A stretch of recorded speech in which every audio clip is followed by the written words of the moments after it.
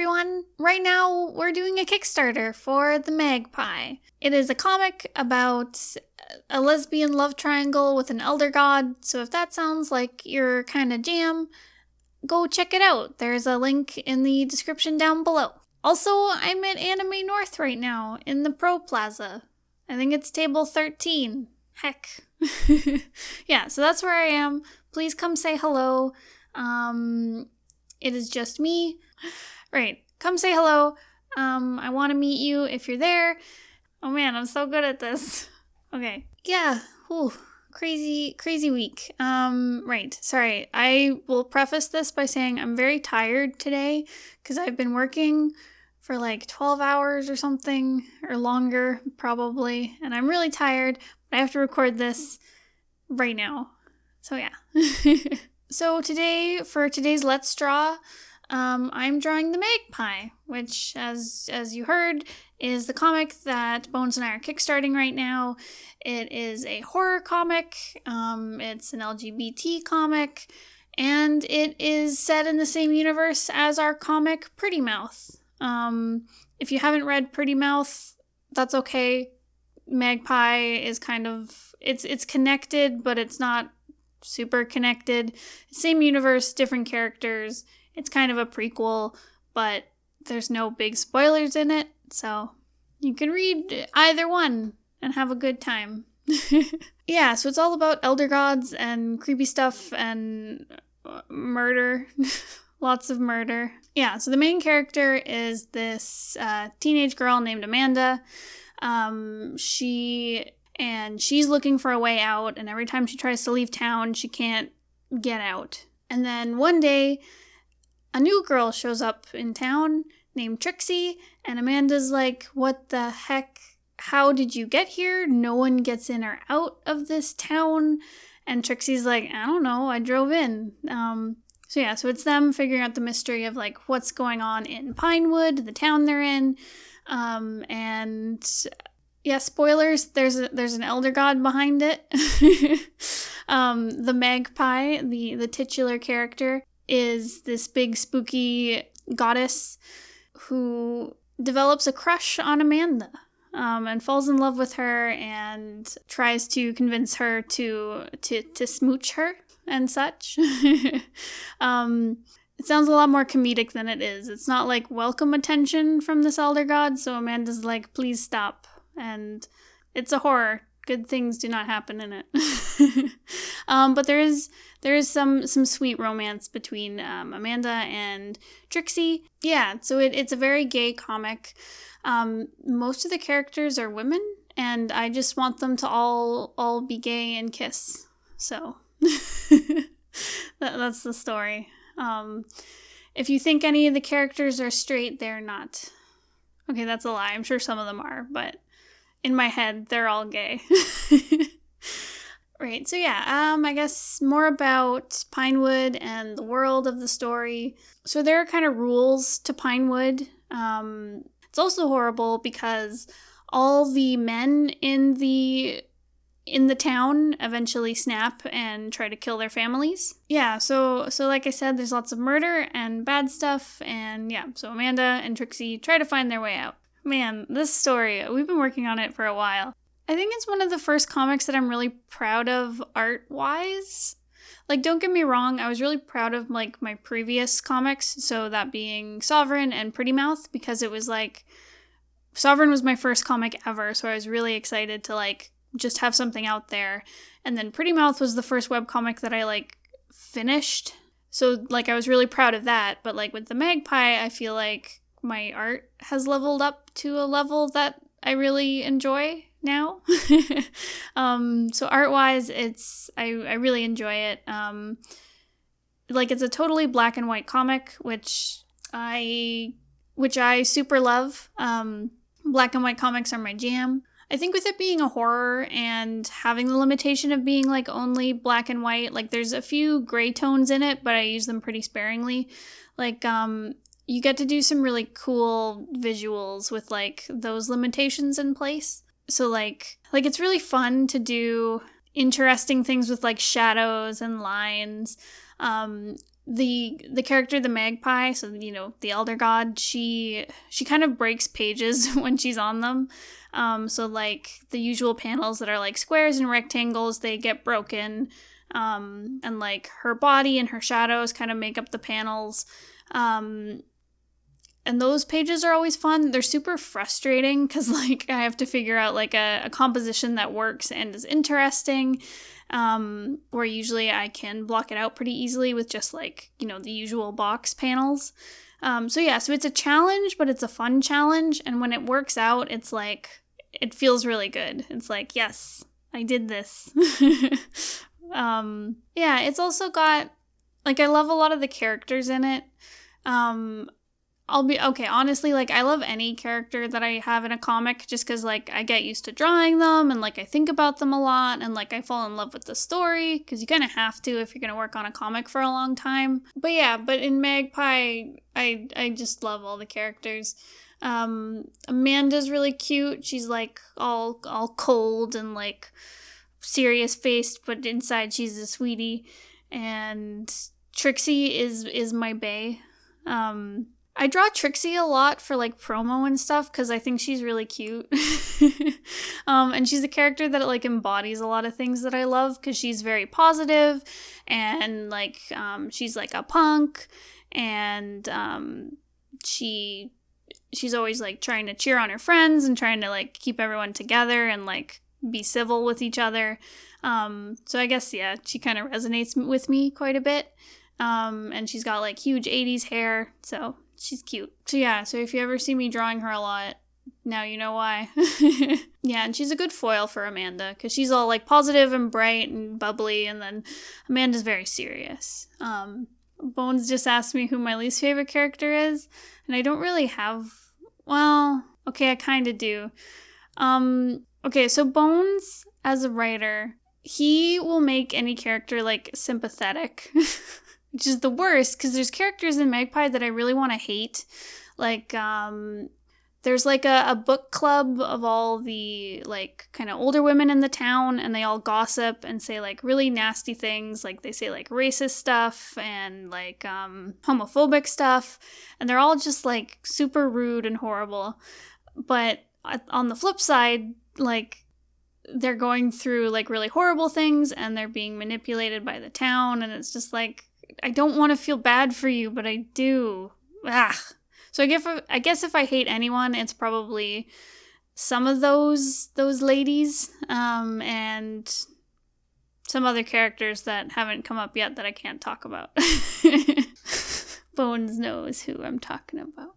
But most of the characters I find really cute and adorable. Like, although there's some characters in it that if I knew them in real life, I wouldn't want to talk to them. So one of the characters, Chris, he's Amanda's dad's boyfriend. And he is very erratic and unstable, and, like, there's good reason for it, and he's a really sympathetic character, but I think if I met him, I would be, like, scared and, like, confused. Is that rude? Bones, is that rude? That's true. I wouldn't like Amanda's dad, Dennis, either. He's also gruff and scary. They're, like, scary, grumpy old men, but they're actually sweeties. There's also, like, Tammy, who's, like, the school bully. She's not really, like, a bully, because she's... I would love to hang out with Tammy. Would you? She seems nice. I guess we see Tammy through the view of, like, Amanda, and Amanda's like, oh, I hate Tammy. But Tammy's actually a sweetie. She's just misunderstood and, like, is lashing out. She's homophobic. Bones said, yeah, but she's in the 80s. No excuses. Though I not very secretly, ship Tammy and Amy. They're friends, but, you know, they're gal pals. They're secretly dating. Don't let anyone tell you otherwise, especially not Bones. Another character that probably wouldn't be fun to hang out with is Dylan. He's a kid that Amanda babysits. He bites people, and he's not good at sharing, He's young. He'll learn.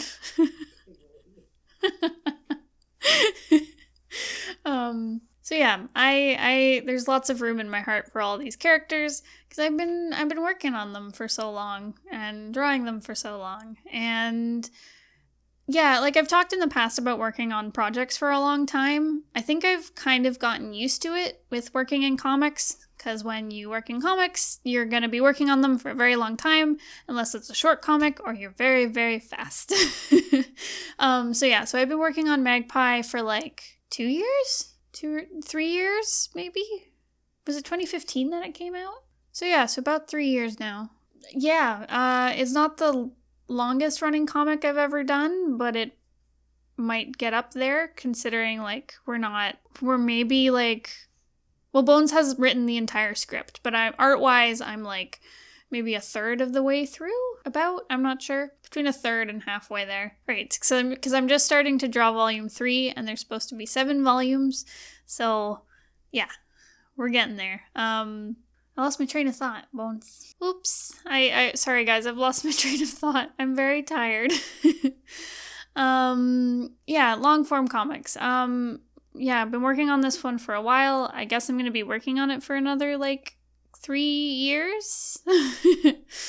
Maybe more. But yeah, like I said, I've kind of come to terms with working on things for a long time. It used to freak me out a lot when I first started because I was like, oh my god, I'm going to be working on this for 5 years. You know, like, I started drawing comics when I was, like, 17. So I was like, oh my god, I'm going to be, like, 26 when we finish this. And it's like, oh, that's not very long in, like, the world of comics.